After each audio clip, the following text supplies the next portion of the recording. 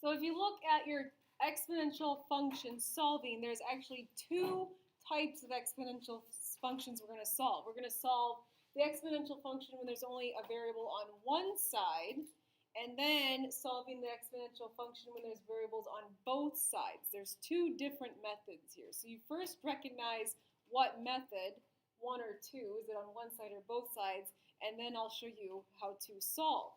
So let's just do one example of each, and then we can do some more examples together. When you only have an x variable exponent on one side, what you're going to do is you're going to log both sides. Okay? That's your method on method one. You log both sides. So what does that look like, log both sides? That means you just put a log in front of the 4 to the x, and you put a log in front of the 10. That's what I mean by log both sides. You're just putting a log in front of both. And that's legal as long as you do it to both sides. The reason we log both sides is because of this. We can't solve for the x as long as it's an exponent. But as soon as we log both sides, we just created the power property here, which can take that x and put it in front of the log, which puts it on the main level, on the main line, and I can solve for it then. Okay, so we log both sides, we take that exponent, we put it in front of the log.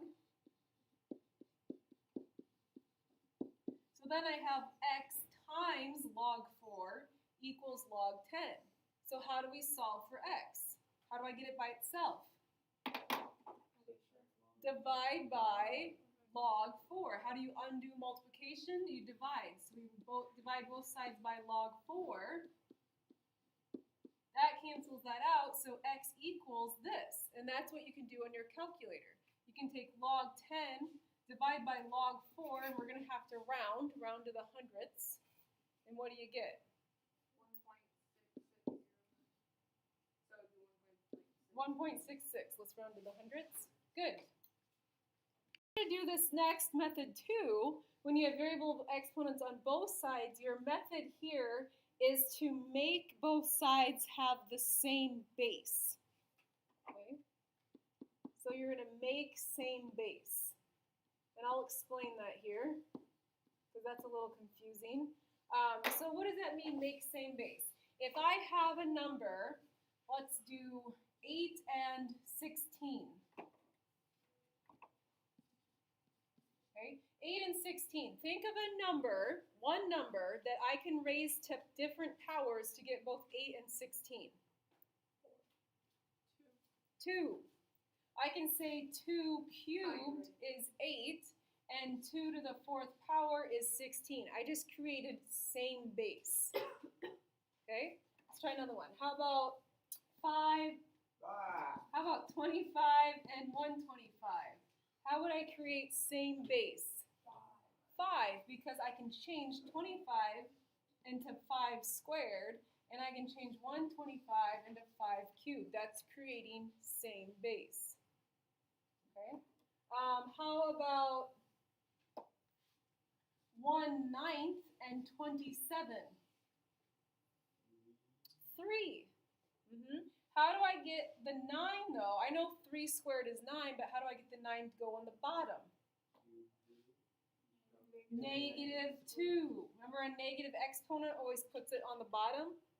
So this would be, I can change 1/9 into 3 to the -2 power, and 27 is 3 cubed. Again, I made same base. Okay, so sometimes it's a little bit trickier. You just have to look at your numbers.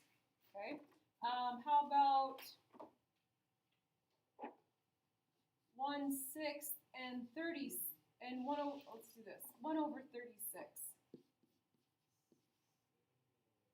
Okay, this one I would take, there's two answers actually. You could do 6 and do 6 to the -1, 6 to the -2.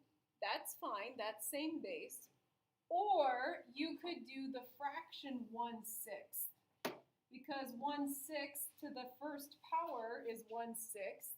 1/6 to the second power is 1 over 36. Okay, So I would take either, as long as you're creating same base, you're going to end up crossing it out anyways. So as long as you find something to make same base, sometimes there's more than one option.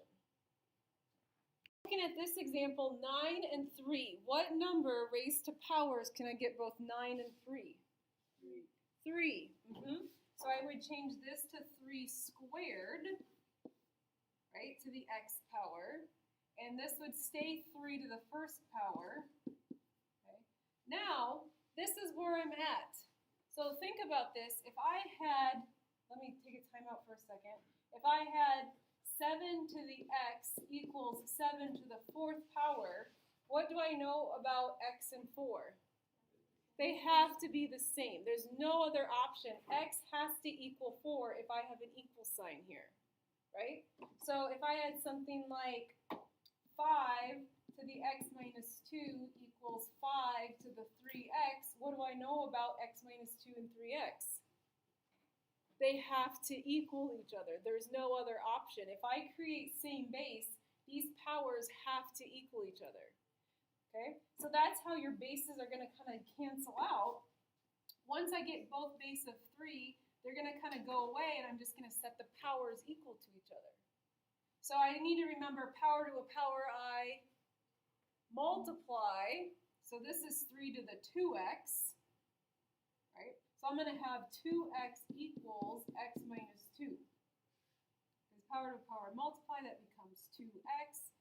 And then you set your powers equal to each other. Use some handy-dandy algebra skills, minus x, so x equals negative 2. Done. Okay, so this first example, what method are you going to use? 1 or 2? 2, because I have variable exponents on both sides. What number raised to powers can I get both 2 and 4? 2, very good. So this stays 2 to the x, but this is going to become 2 squared. Okay. You need to remember power to a power you multiply, so this 2 is going to get distributed to both terms. So it becomes 2 to the x equals 2 to the 2x plus 2. Now that I have same bases, I can set the exponents equal to each other. So x equals 2x plus 2. And now I have a very basic algebra 1 problem. Subtract 2x. So negative x equals 2. Therefore, positive x would equal a negative 2.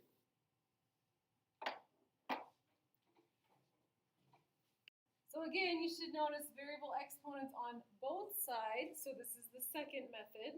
What base can I raise to powers to get both 1/4 and 1/2?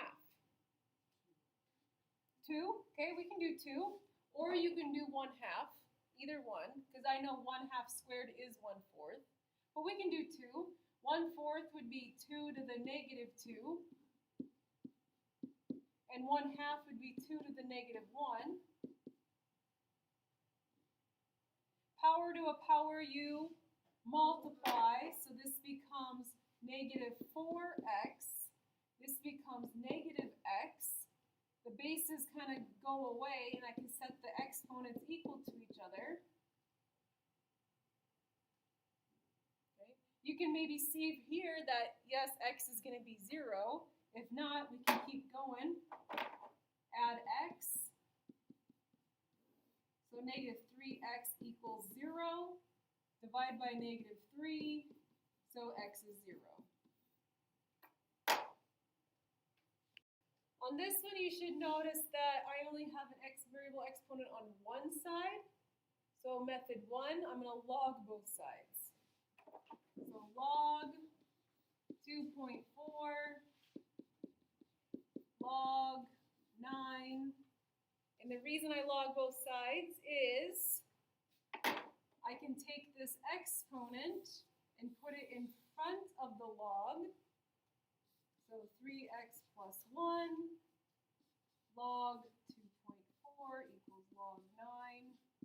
Okay, this is a little bit different than our first example because I need to solve for this x. Okay, order of operations though, parentheses are last. So I need to move this log first. I need to undo this multiplication with division.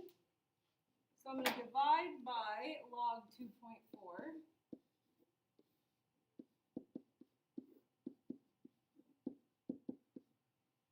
Right, and this is when you're going to need your calculator.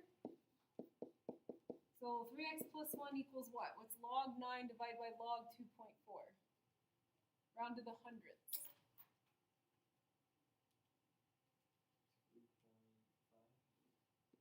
2.5? Yeah. 2.51. Okay. So then, basic algebra, right? Subtract 1, divide by 3. So subtract 1, divide by 3. So x is what?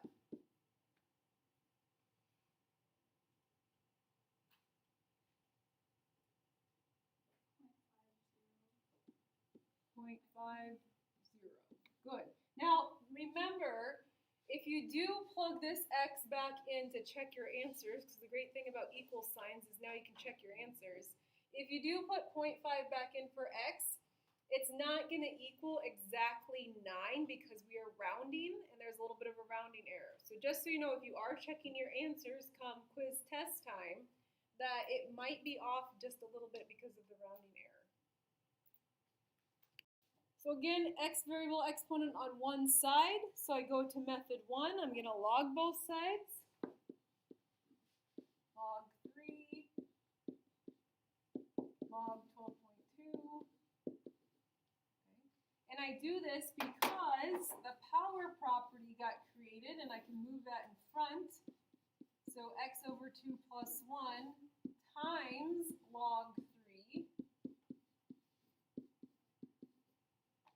And again, if I want to get to that x, parentheses are last, so I need to divide by log 3 first.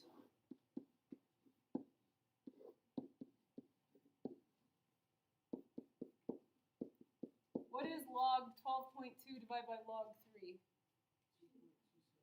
2.27?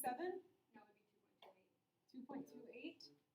Right? And then I'm going to subtract 1, multiply by 2.